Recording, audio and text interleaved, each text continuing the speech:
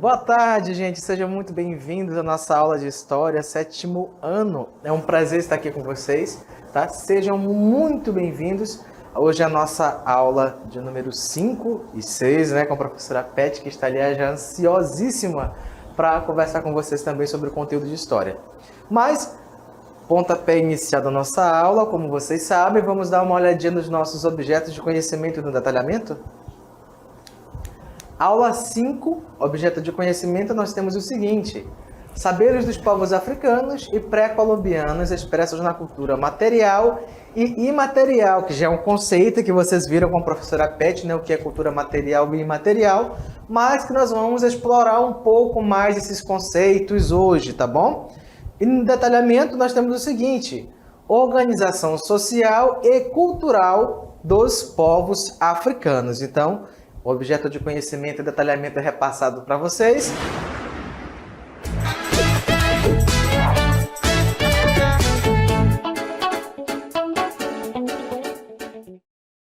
Nós já vimos a nossa aula 5, nós temos como objeto de conhecimento saberes dos povos africanos e pré-colombianos expressos na cultura material e imaterial. E como detalhamento nós temos a organização social e cultural dos povos africanos. E para começar, eu quero resgatar com vocês um mapa que vocês já exploraram um pouco com a professora Pet, mas que nós vamos trazer novamente aqui para a nossa aula. Vamos lá dar uma olhadinha nesse mapa. Tá? Por que eu decidi resgatar esse mapa? Para mais uma vez reforçar, ok? Aquela questão de desfazer o mito de achar que a África é um país. Você olhando assim até parece um pouco com o mapa do Brasil, né? Tem uma certa semelhança ali, os contornos do continente. Mas a África, como nós sabemos, é um continente composto de quantos países? Como nós já vimos anteriormente, de 54 países. A África do Sul é um país, mas a África em si é um continente gigantesco, tá? Que infelizmente hoje, quando a gente vê na mídia como ela é retratada, como ela é trazida para a gente, muitas vezes ela só vem retratando pobreza, fome, miséria. Mas nem sempre a África foi assim. A gente vai perceber ao longo da nossa aula que, na verdade, muito antes da chegada do europeu, a África sempre foi, né, um continente rico, né? Um continente marcado pela diversidade cultural, linguística e étnica também. Ok? Então nós vamos dar uma olhadinha em alguns aspectos que marcam essa África antes da chegada dos europeus. Vamos lá? Organização social e cultural dos povos africanos. Isolamento. Cercados por florestas densas, savanas ricas em vida animal, litoral de um lado, e montanhas e lagos de outro, os africanos viveram milênios isolados do restante do mundo. Então, claro que nós sabemos que a partir da Idade Moderna, que nós abordamos logo no início do nosso componente curricular, nós vamos ter o desenvolvimento de quê? Das chamadas grandes navegações como um fato marcante daquele período. E é justamente nesse processo de expansão marítima comercial que os europeus vão acabar chegando também ao continente africano e ao continente asiático, como também ao continente americano, né? Então, uma série de redes de comércio e exploração desses continentes serão estabelecidas naquele momento. No entanto, até o momento quando o continente africano ainda vivia isolado do resto do mundo, nós vamos ter então essa riqueza, tá? Não só em vida animal, em florestas, como também em minérios e outras coisas.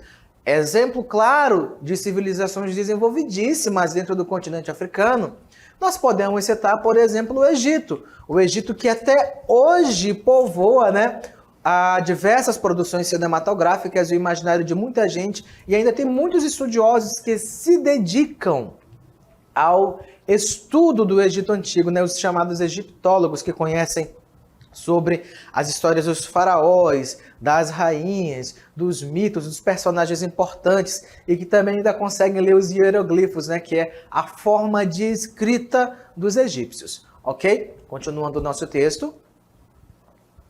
Isso não significa, porém, que não desenvolveram sociedades tão avançadas quanto a egípcia. Olha o que citei para vocês, e agora retomando aí a questão do Egito. No interior da África, em 100 depois de Cristo, o ouro era fundido com um processo que só chegou à Europa no início da Idade Média.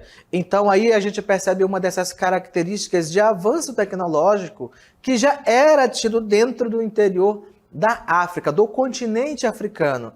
Mais uma vez voltando ao Egito, a gente pode citar como exemplo de engenharia e de cálculo matemático, por exemplo, a construção das pirâmides. Você sabia que elas não são feitas utilizando o cimento que a gente utiliza hoje, muito menos os tijolos, muito menos as técnicas de corte, ou não tinha guindaste para levantar aquelas pedras enormes para montar as pirâmides.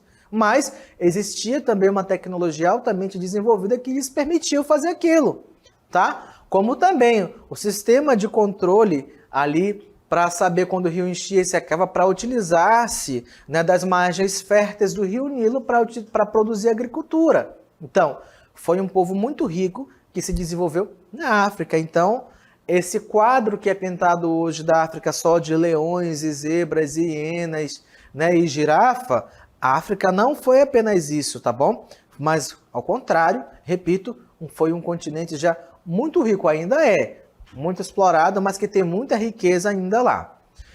Vamos dar uma olhadinha sobre alguns reinos e impérios que se desenvolveram também dentro do continente africano, ok? Vamos lá? A região era dividida em reinos e impérios.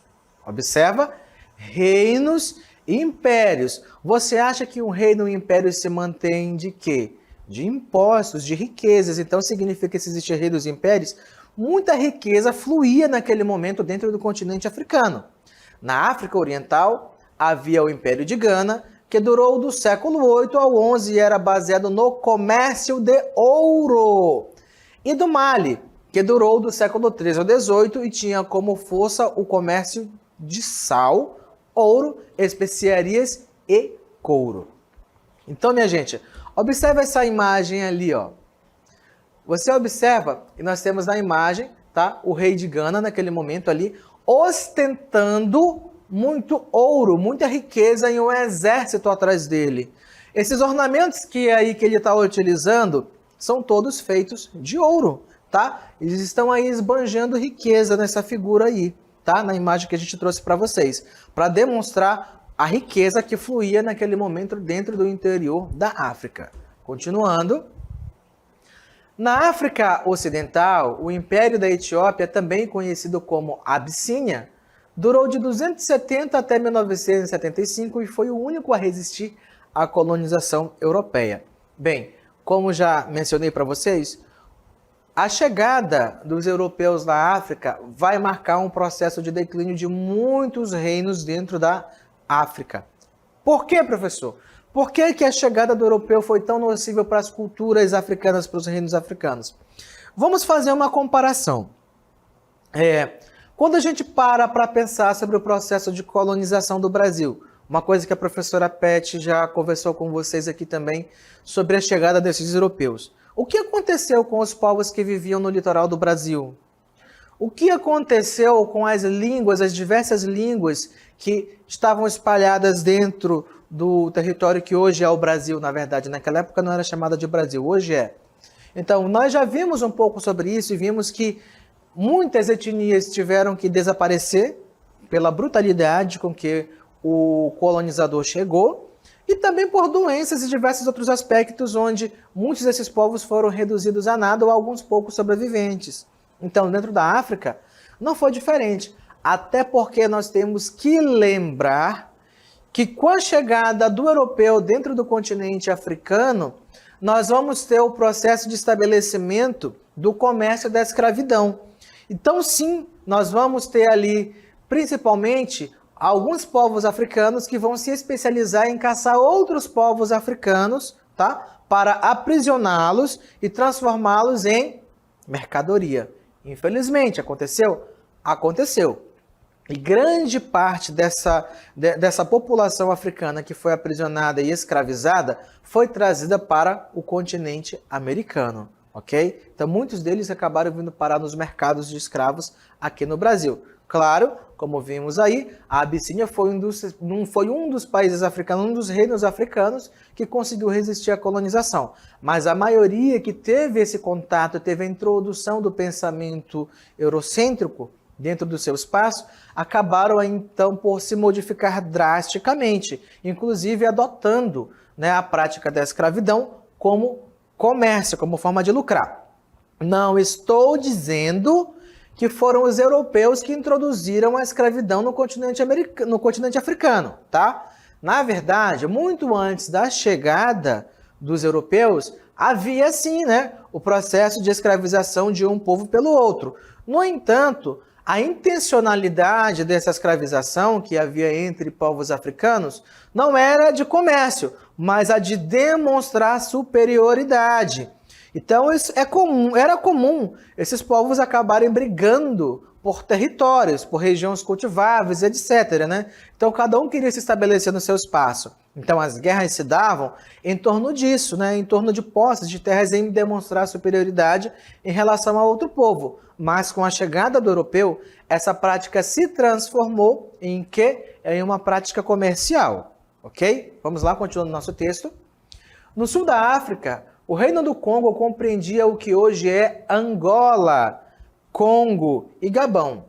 Foi independente até o século XVIII, quando se tornou vassalo de Portugal. Continuando, havia ainda o sultanato de Kiwa, território na costa do sudoeste africano habitado por bantus que foram conquistados por muçulmanos e os reinos do Zulu, onde hoje fica a África do Sul, Lesoto, Suazilândia, Zimbábue e Moçambique.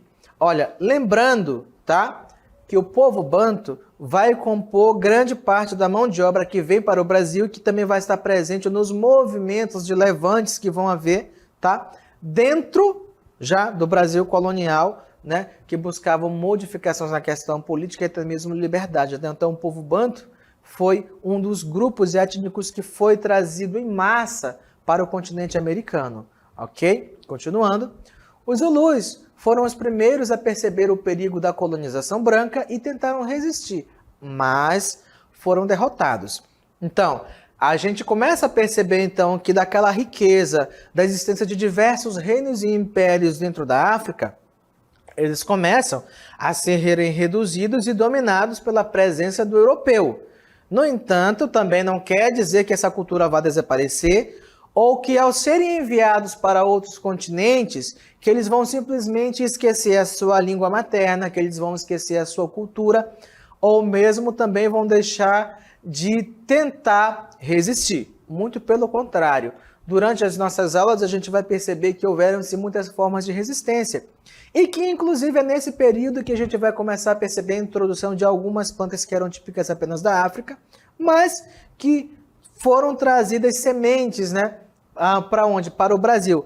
Era uma prática comum, inclusive, algumas mães fazerem tranças nos cabelos das filhas e no meio dessas tranças, elas colocavam algumas sementes de plantas típicas de lá para trazerem. E quando chegavam aqui, eles plantavam, tá, essas sementes e elas acabavam se adaptando ao clima local, né? Se aclimatavam e acabaram se tornando, não vou dizer típicas, né? Mas que acabaram se aclimatando ao Brasil e começaram a se espalhar aqui. Tá bom? Algumas plantas que nós temos hoje de origem africana foram trazidas dessa forma. Nas tranças das meninas, né, que as mães acabavam fazendo ali, escondendo sementinhas, etc. para cá. Mas claro também que nós vamos ter diversas outras influências, como na religião, na música, na dança, como vocês já bem citaram no momento anterior da nossa aula. Vamos dar uma olhadinha então também agora sobre a organização política e social do continente africano naquele momento? Além dos reinos mais conhecidos, havia uma série de outros reinos e cidades-estados altamente organizados. Observa que mais uma vez aparece aí, ó, o termo cidades-estados. tá? Primeiramente, esse termo foi utilizado dentro da Mesopotâmia antiga, né? Onde nós tivemos o surgimento das primeiras cidades, começando por Ur, e aí vai. Depois, esse termo vai ser aplicado também na Grécia, falando das cidades-estados, Atenas, Esparta e por aí em diante. Mas na África também esse termo foi utilizado. Lembrando que quando nós falamos de cidades-estados, nós estamos falando sobre a autonomia política, religiosa e militar que um reino, que o império tem, ok? Então nenhum outro reino, nenhum outro império, nenhuma outra cidade sequer pode vir, chegar e interferir nos negócios internos de uma outra cidade-estado. Então, isso revela a autonomia e a alta organização social que os povos africanos possuíam naquele momento. Então, se elas eram cidades-estados, quer dizer que elas eram altamente organizadas e eficientes nessa organização, ok? Continuando.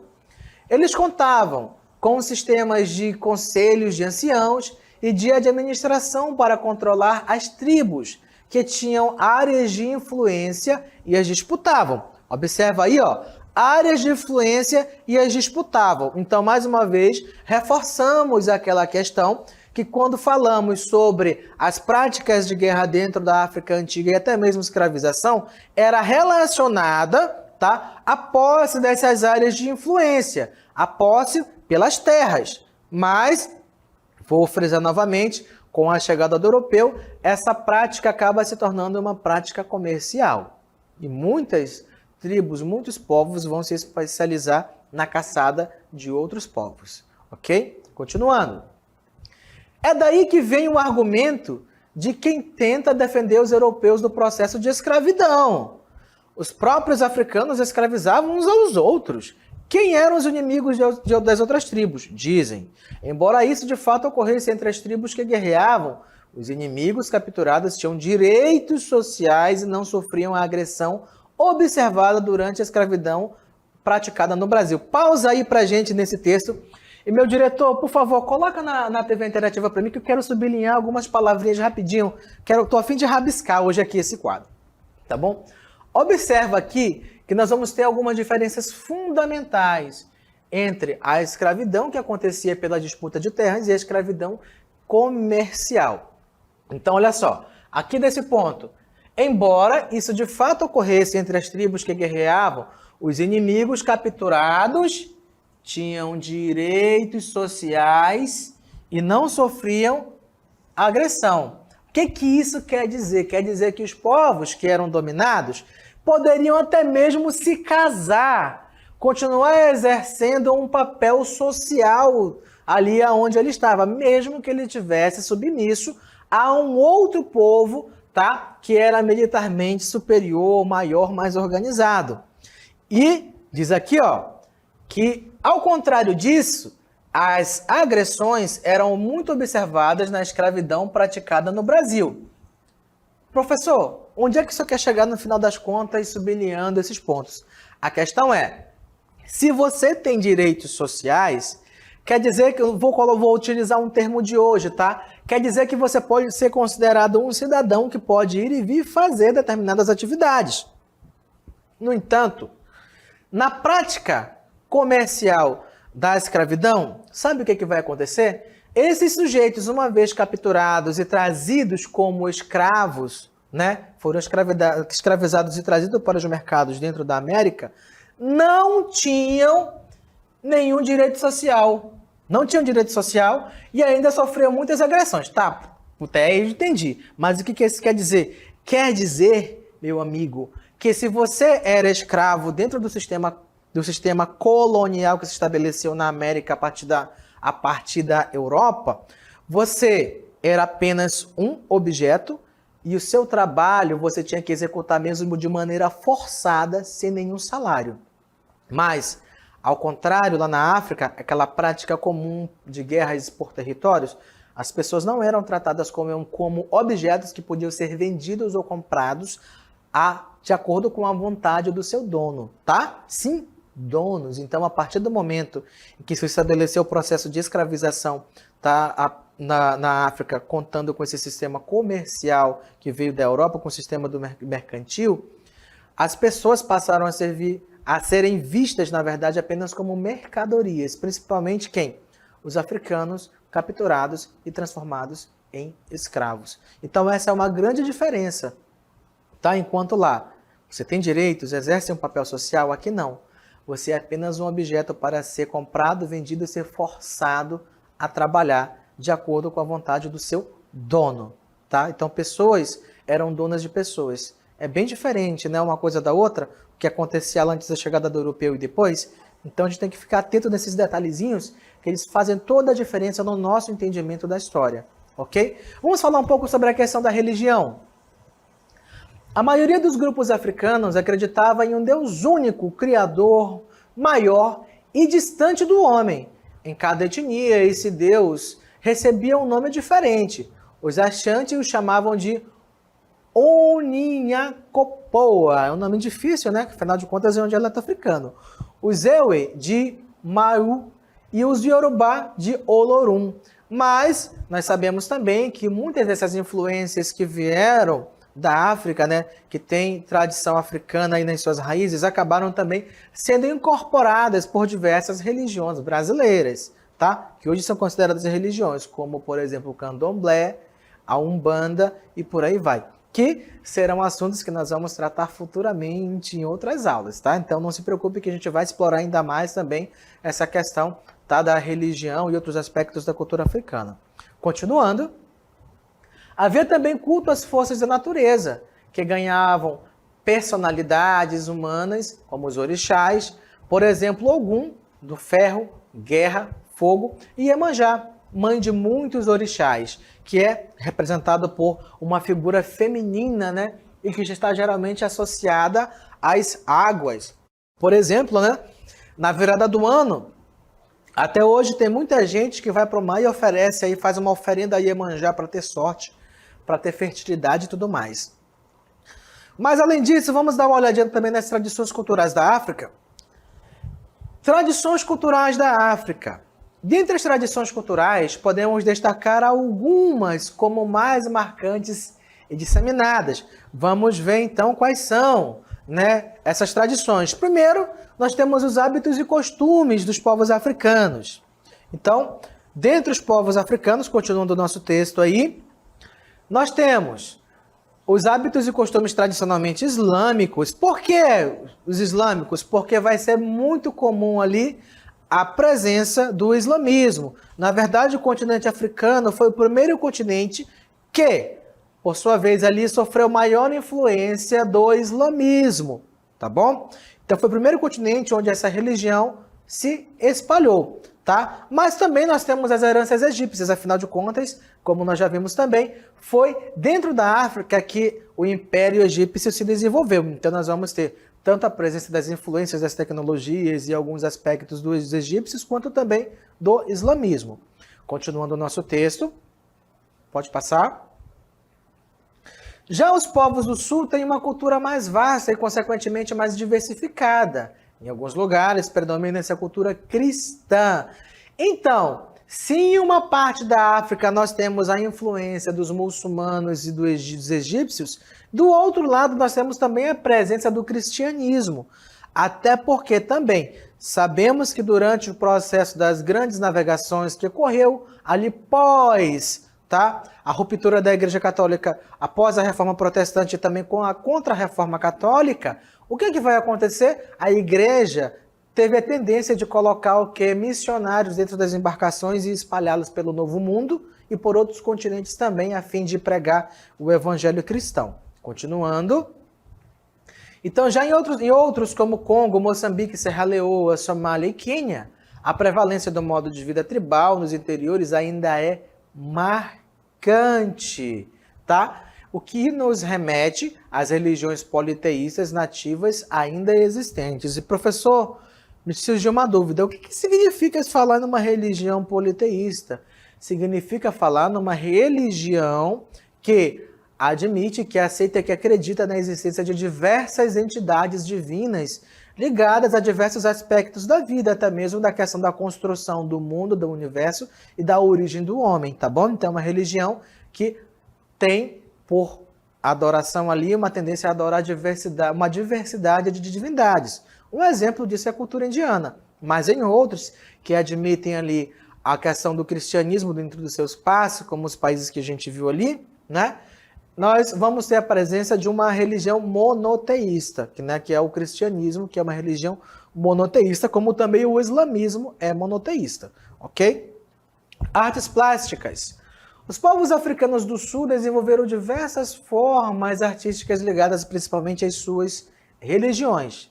Trata-se de máscaras, artefatos como máscaras trançadas de corda, estatuetas e outros esculpidos em madeira, pedra ou confeccionadas com tecido. Agora, por que essas artes plásticas são importantes?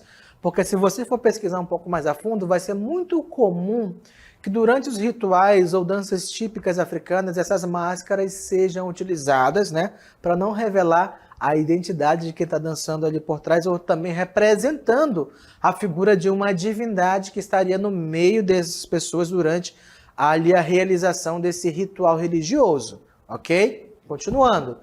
O simbolismo dessas formas artísticas remete às divindades ou elementos do cotidiano e tem significados diferentes para cada povo, que foi justamente o que a gente acabou de conversar um pouco, né? Que essas entidades se manifestariam no meio do povo através dessa representatividade das máscaras que são utilizadas, tá bom?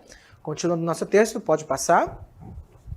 As esculturas em marfim dos povos Bakongo evidenciam a tradicional caça de elefantes, animais que já foram abundantes em alguns lugares da África, né? Mas que infelizmente hoje nós, né, tem a população bastante reduzida, sabe? Aquelas presas gigantes que o elefante possui, né? Aquelas presas são um material chamado marfim, e que é um material caríssimo, mas que é cobiçado por muita gente no mundo todo. Para quê? Para fazer esculturas e diversos outros objetos, como isqueiros, cabos de faca, fivela de cinto, pente, etc. Só que, para se fazer a extração do marfim dos elefantes, sabe o que tem que acontecer? Esses elefantes têm que ser sacrificados, eles têm que ser mortos para se conseguir extrair o marfim deles. Então, é uma prática predatória, né? É uma prática muito predatória a extração do marfim dos elefantes. Continuando o nosso texto.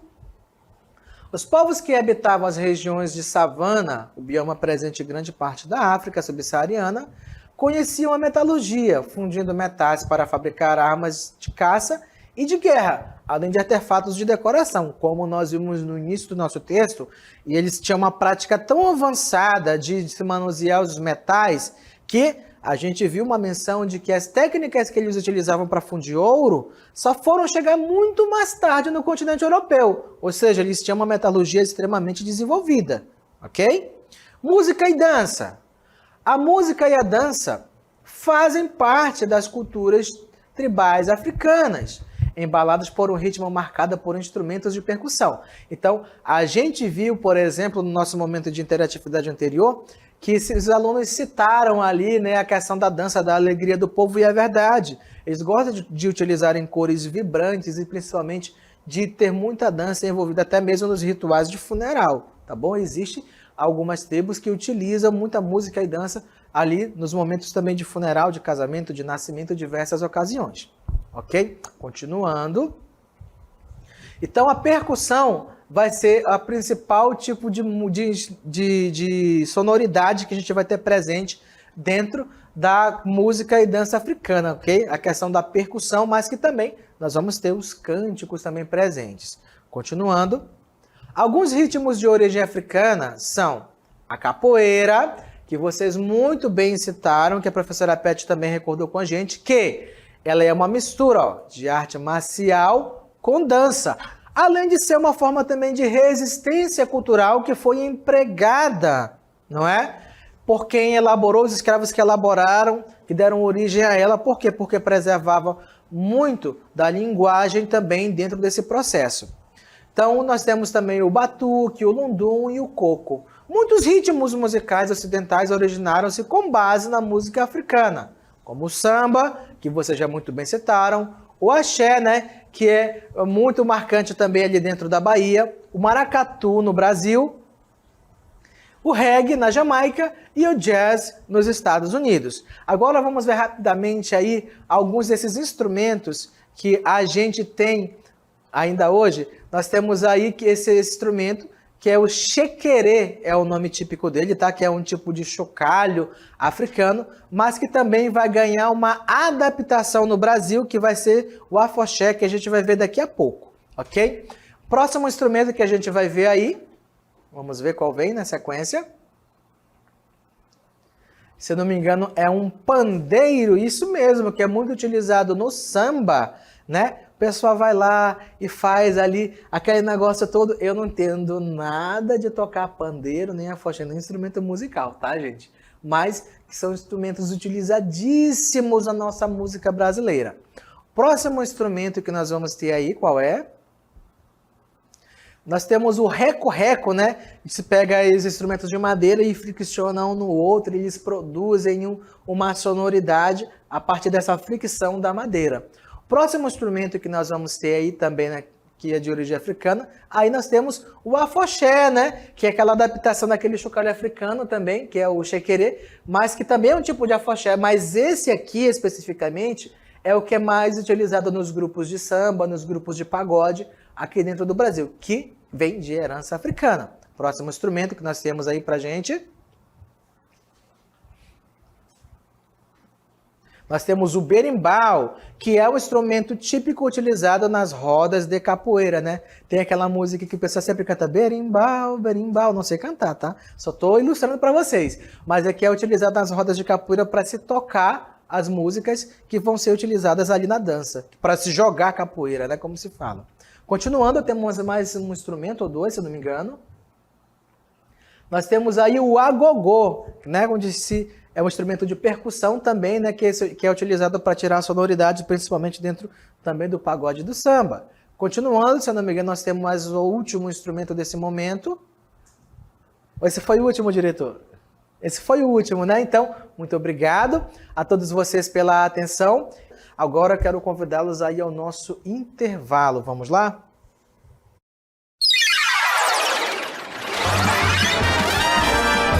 A sua aula continua no próximo vídeo.